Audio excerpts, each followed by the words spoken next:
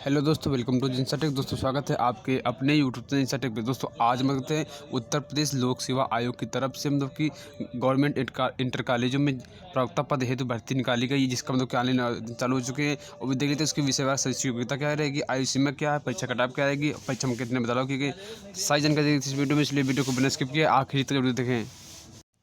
ये दोस्तों आज की तारीख की तारीख के नोटिस में दिया गया है कि आपके आवेदन कब चालू है। ऑनलाइन आवेदन प्रारंभ होने की तिथि 22/12/2020 यानी आज से आपके आवेदन चालू हो चुके हैं। अब आप आवेदन कर सकते हैं। और ऑनलाइन परीक्षा शुल्क बैंक में जमा करने की अंतिम तिथि 18/1/2021 यानी 18/1/2021 तक 18 जनवरी 2021 तक आप जमा कर सकते हैं। ऑनलाइन मतलब कि बैंक शुल्क जमा कर सकते हैं, यानी आप फीस पेमेंट कर सकते हैं 18 तारीख तक। ऑनलाइन आवेदन स्वीकार करने की अंतिम तिथि क्या रहेगी, तो उसकी रहेगी 22 जनवरी 2021 यानी 22 जनवरी तक आप मतलब कि ऑनलाइन आवेदन कर सकते हैं। बात कर लेकर आवेदन कैसे करना था। आवेदन आपको मतलब कि यूपीपीएससी का फिर साइट में जाना है, यानी UPPSC.UP.NIC में आपको जाना है। वहाँ पर आपको फॉर्म खोल जाएगा। वहाँ पर आपको सबसे पहले मतलब कि एडवर्टाइजमेंट पढ़ लेना है। इसके बाद आपको फर्स्ट स्टेप में आपको मतलब कि रजिस्ट्रेशन करना है, सेकंड स्टेप में आपको फीस पेमेंट करना है, थर्ड स्टेप में आपको जो मतलब कि फाइनल सबमिशन कर देना है और आपको लॉक कर देना है। यानी थर्ड स्टेप में जो है आपको फाइनल सबमिशन करके लॉक कर देना है। इसी के संबंध में यहाँ पर दिया गया प्रथम स्टेज, द्वितीय स्तर और तृतीय स्तर यहाँ पर दिया गया। मतलब कि पहले में आपको मतलब कि रजिस्ट्रेशन होगा, सेकंड में आपको फीस पेमेंट होगा, थर्ड में आपका फाइनल सबमिशन हो जाएगा। अगर बात कर ली फीस मतलब परीक्षा शुल्क की बात कर लेते हैं तो यहाँ पर दिया गया है अनारक्षित आर्थिक रूप से कमजोर वर्ग और मतलब कि पिछड़ा वर्ग के लिए फीस जो है परीक्षा शुल्क रखी गई 100 रुपये परीक्षा शुल्क रखी गई है। और प्लस जो है 25 रुपये मतलब कि आपको जो है ऑनलाइन प्रक्रिया शुल्क रखी गई है। तो कुल मिला के आपका 125 रुपये रखी गई है अनारक्षित वर्ग और OBC के लिए। और अनुसूचित जाति अनुसूचित जनजाति के लिए जो बात करते हैं तो उनके लिए जो परीक्षा शुल्क रखी गई 40 रुपये रखी गई है। और मतलब कि जो मतलब कि ऑनलाइन शुल्क रखी गई है वो 25 रुपये रखी गई, यानी टोटल आपको 65 रुपये देना है अनुसूचित जाति और अनुसूचित जनजाति के लिए। दिव्यांग श्रेणी के छात्रों के लिए यहाँ पर कुछ भी शुल्क नहीं लगेगा, यानी उनको कुछ भी शुल्क नहीं देना है। सिर्फ आपको ऑनलाइन प्रक्रिया शुल्क देना रहेगा, यानी परीक्षा शुल्क आपको नहीं देना है। सिर्फ आपको ऑनलाइन प्रक्रिया शुल्क 25 रुपये देना है। और मतलब भूतपूर्व सैनिक के लिए मतलब कि परीक्षा शुल्क 40 रुपये रखी गई है और ऑनलाइन प्रक्रिया शुल्क जो है 25 रुपये रखी गई है, यानी उनको भी 65 रुपये देना पेमेंट करना है। 5 रुपये का भूतपूर्व सैनिक को पेमेंट करना है, लेकिन दिव्यांग के लिए मतलब कि यहाँ पर सिर्फ 25 रुपये करना है। बात कर लेते हैं अगर पदों की संख्या यानी रिक्तियों की संख्या बात कर लेते हैं। वर्तमान चयन हेतु कुल संख्या 1473 यानी 1473 पदों की संख्या यहाँ पर दी गई है। अगर विषयवार देख लेते हैं तो हिंदी के लिए 98 पद रखे गए, अंग्रेजी के लिए 100, भौतिक विज्ञान 105, रसायन विज्ञान 106। इसे कुल मिला के आपके जो बालक वर्ग में रखे गए हैं क्योंकि 991 पद बालक वर्ग के लिए हैं। और बात करें अगर उनकी बालिका वर्ग यानी महिला वर्ग के लिए जो है कितने पद रखे गए हैं, तो महिला वर्ग के लिए उनकी हिंदी के लिए 21, अंग्रेजी के लिए 22 और भौतिक विज्ञान के लिए 57 और टोटल इस प्रकार से रखे गए हैं। 482 पद रखे गए हैं, मतलब कि 482 पद जो है महिला के लिए रखे गए हैं और मतलब 991 पद जो है पुरुष शाखा के लिए रखे गए हैं। यानी आपकी टोटल वैकेंसी जो है 1473 पदों पर है। 1473 पदों पर टोटल वैकेंसी है ये। और यहाँ पर दिया गया है आरक्षण की बात कही जा रही है यहाँ पर, तो आरक्षण जो है 36 बार लागू होगा, यानी 36 विषयवार दिया होगा। और मतलब वेतनमान की बात करते हैं 9300 से मतलब कि आपका 4800 ग्रेड लेवल पे होगा, यानी 9300 से लेकर 3480 ग्रेड पे आपका मतलब कि वेतनमान होगा। और यहाँ पर बताया गया नोट बताया गया कि परिस्थितियों के एवं आवश्यकता अनुसार रिक्तियों की संख्या घट व बढ़ सकती है, यानी पदों की संख्या घट भी या बढ़ भी सकती है, यानी उनकी आवश्यकता अनुसार किया जा सकता है। यानी पदों की संख्या घट भी सकती है बढ़ सकती है। यहाँ पर देख लेते हैं हम लोग की शैक्षिक अर्हताएँ देख लेते हैं। 10 नंबर दिया गया शैक्षिक अर्हताएँ दिया गया है। यहाँ पर तो अलग अलग विषय के लिए अलग अलग शैक्षिक अर्हताएँ दिए गए यहाँ पर हम लोग की।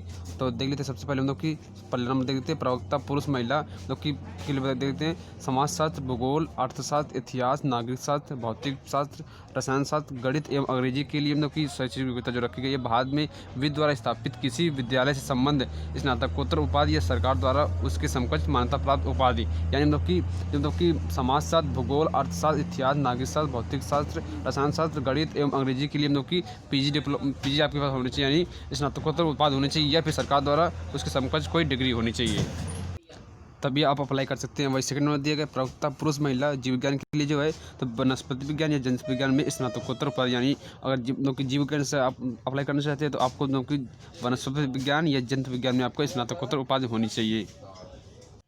वहीं देख देते सेकंड नंबर थर्ड नंबर दिया गया प्रवक्ता पुरुष महिला शिक्षा शास्त्र के लिए। शिक्षा शास्त्र के लिए मतलब कि आपकी योग्यता जो रखी गई है वो मनोविज्ञान या शिक्षा शास्त्र में स्नातकोत्तर उपाधि के साथ राजकीय या मान्यता प्राप्त प्रशिक्षण विद्यालय से LT डिप्लोमा या बाद में विधि द्वारा स्थापित किसी भी विश्वविद्यालय से शिक्षा स्नातक में उपाधि, यानी आपके पास मतलब कि मनोविज्ञान में मतलब कि या शिक्षा शास्त्र में आपको स्नातकोत्तर उपाधि होनी चाहिए। साथ ही हम लोग की LT डिप्लोमा या बाद में विधि द्वारा स्थापित किसी भी विश्वविद्यालय से शिक्षा मतलब कि शिक्षा शास्त्र में स्नातक की उपाधि होनी चाहिए। या फिर आपके पास भारत में विधि द्वारा स्थापित किसी भी विश्वविद्यालय में शिक्षा शास्त्र में स्नातकोत्तर उपाधि होनी चाहिए, तभी आप इसमें एलिजिबल हो सकते हैं, यानी प्रवक्ता शिक्षा शास्त्र के लिए। बात कर लेते हैं प्रवक्ता पुरुष में हिंदी के लिए बात करते हैं, हिंदी सब्जेक्ट के लिए। तो हिंदी में स्नातकोत्तर उपाधि या संस्कृत विषय के साथ कला स्नातक या संस्कृत विश्वविद्यालय वाराणसी से शास्त्रीय परीक्षा का प्रमाण पत्र, यानी हिंदी में आपको स्नातकोत्तर उपाधि या संस्कृत विषय साथ कला स्नातक या संस्कृत विश्वविद्यालय वाराणसी से आपको मतलब कि शास्त्री के परीक्षा प्रमाण पत्र होना चाहिए, तभी आप अप्लाई कर सकते हैं हिंदी सब्जेक्ट के लिए। बात कर लेते हैं यहाँ पर मतलब कि प्रवक्ता उर्दू के लिए बात कर लेते हैं। तो उर्दू में भारत में विधि द्वारा स्थापित विश्वविद्यालय से स्नातकोत्तर उपाधि या सरकार द्वारा उसके समकक्ष मान्यता प्राप्त उपाधि, यानी मतलब कि उर्दू के लिए जो है आपको मतलब विधि द्वारा स्थापित मतलब कि उर्दू में स्नातकोत्तर यानी PG होना चाहिए, या फिर आपके पास कोई मतलब कि अन्य समकक्ष डिग्री, तभी आप अप्लाई कर सकते हैं उर्दू के लिए। देख लेते हैं पॉइंट नंबर 6 देख लेते हैं प्रवक्ता पुरुष महिला मतलब कि संस्कृत के लिए देख लेते हैं। संस्कृत सब्जेक्ट के लिए क्या योग्यता रखी गई है? भारत में विधि द्वारा स्थापित किसी विश्वविद्यालय से संस्कृत में स्नातकोत्तर उपाधि या सरकार द्वारा उसके समकक्ष अन्य कोई मान्यता प्राप्त डिग्री उपाधि, यानी आपके पास मतलब संस्कृत में संस्कृत सब्जेक्ट से अगर आप अप्लाई करना चाहते हैं तो उसके लिए मतलब कि संस्कृत में आपको स्नातकोत्तर डिग्री होनी चाहिए, या फिर सरकार द्वारा किसी मतलब अन्य कोई समकक्ष डिग्री होनी चाहिए, तभी आप अप्लाई कर सकते हैं संस्कृत सब्जेक्ट से। बात कर लेते हैं वाणिज्य से, यानी अब लोग वाणिज्य सब्जेक्ट अगर आप अप्लाई करना चाहते हैं, यानी पॉइंट नंबर 7 में दिया गया वाणिज्य सब्जेक्ट से पुरुष महिला अप्लाई करना चाहते हैं, तो उसके लिए क्या है? तो उसके लिए हम लोग की स्नातकोत्तर डिग्री होनी चाहिए, आपको पास PG होना चाहिए, मतलब कि वो भी मतलब कि इसमें वाणिज्य में आपको PG है, तभी आप अप्लाई कर सकते हैं वाणिज्य सब्जेक्ट से। अगर बात कर लेते हैं प्रवक्ता महिला के लिए, हम लोग की गृह विज्ञान से अगर अप्लाई करना चाहते हैं तो गृह विज्ञान या कला में स्नातकोत्तर उपाधि, यानी गृह विज्ञान में या कला में आपको स्नातकोत्तर उपाधि है, या फिर विश्वविद्यालय इलाहाबाद विश्वविद्यालय या बड़ौदा विश्वविद्यालय में BSc गृह विज्ञान या कला से स्नातक, या गृह अर्थशास्त्र विषय में इलाहाबाद विश्वविद्यालय से स्नातक, यानी आपके पास IT या फिर आपके पास IT कॉलेज लखनऊ से BSc IT कॉलेज लखनऊ से BSc, या फिर आपके पास कोई समकक्ष भारतीय विदेशी अर्हता में जिसमें स्नातक स्तर पर गृह कला एवं गृह विज्ञान एकीकृत पाठ्यक्रम निर्धारित किया गया हो, या फिर आपका माध्यमिक शिक्षा परिषद उत्तर प्रदेश की हाई स्कूल या इंटरमीडिएट में परीक्षा के पश्चात लेडी इरविन कॉलेज दिल्ली से गृह विज्ञान में 3 वर्ष का डिप्लोमा, या फिर आपके पास सरकार द्वारा उसके समकक्ष अन्य कोई मान्यता प्राप्त उपाधि होनी चाहिए, तभी आप अप्लाई कर सकते हैं हम लोग की गृह विज्ञान सब्जेक्ट के लिए। और यहाँ पर कुछ अधिमान अर्हताएँ भी दी गई है। प्रवक्ता शिक्षा शास्त्र गृह विज्ञान तथा वाणिज्य को छोड़कर शेष विषयों अधिमानी अर्हताएँ निम्नवत हैं। बात कर लेते हैं यहाँ पर लोग गृह विज्ञान के लिए बताया गया है कि प्रवक्ता गृह विज्ञान पद हेतु केवल महिला अभ्यर्थी ही पात्र होंगे, क्योंकि उक्त पद की रिक्त केवल महिला शाखा के लिए है, यानी गृह विज्ञान सब्जेक्ट सिर्फ महिला अभ्यर्थियों के लिए, इसलिए हम लोग कि उसमें सिर्फ महिला अभ्यर्थी ही अप्लाई कर सकते हैं। और यहाँ पर बताया गया कि एक या एक से अधिक विषयों में आवेदन करने वाले अभ्यर्थियों को उसी विषय के पद के लिए अर्ह पात्र माना जाएगा जिसके प्रश्न पत्र की परीक्षा में वे सम्मिलित हो गए, यानी अगर आप एक से अधिक में अप्लाई कर सकते तो जिसमें आप सम्मिलित होंगे, जिस परीक्षा में आप सम्मिलित सब्जेक्ट में सम्मिलित होंगे उसी में अर्ह माने जाएंगे। बात कर लेते हैं यहाँ पर आयु सीमा की बात कर लेते हैं। तो यहाँ पर लिखा गया आपकी आयु सीमा जो है, तो यहाँ पर दिया गया आयु सीमा की बात हो रही है। तो यहाँ पर अभ्यर्थी 1 जुलाई 2020 को 21 वर्ष की आवश्यक आयु पूरी करनी चाहिए और उन्हें 40 वर्ष से अधिक आयु नहीं होनी चाहिए, यानी आपको मतलब की बात यहाँ पर हो रही है कि आयु सीमा 21 वर्ष मिनिमम होनी चाहिए, अब मैक्सिमम जो है 40 वर्ष होनी चाहिए। और यहाँ पर अधिकतम मतलब कि आयु में छूट भी दी जाएगी। तो उसकी बात करते हैं उत्तर प्रदेश अनुसूचित जाति, अनुसूचित जनजाति एवं अन्य पिछड़ा वर्ग के अभ्यर्थियों को उत्तर प्रदेश के वर्गीकृत खेलों कुशल खिलाड़ियों, उत्तर प्रदेश राज्य के कर्मचारियों, उत्तर प्रदेश बेसिक शिक्षा परिषद के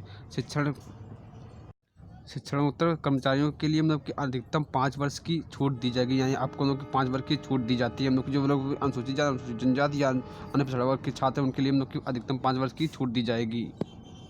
बात कर लें परीक्षा की बात कर लेते हैं। यहाँ पर लिखा गया पॉइंट नंबर 12 में लिखा गया है कि आपकी परीक्षा मतलब कि प्रारंभिक परीक्षा में सफल होने वाले अभ्यर्थी ही मुख्य परीक्षा यानी लिखित परीक्षा में सम्मिलित किए जाएंगे, यानी यहाँ पर बताया गया कि आपको लोग प्रारंभिक परीक्षा में आपकी पहले प्री परीक्षा होगी, इसके बाद मेंस होगा, यानी आपको 2 परीक्षा होंगी। यहाँ पर इंटरव्यू नहीं होगा, यानी यहाँ पर इंटरव्यू की कोई बात नहीं कही जा रही है।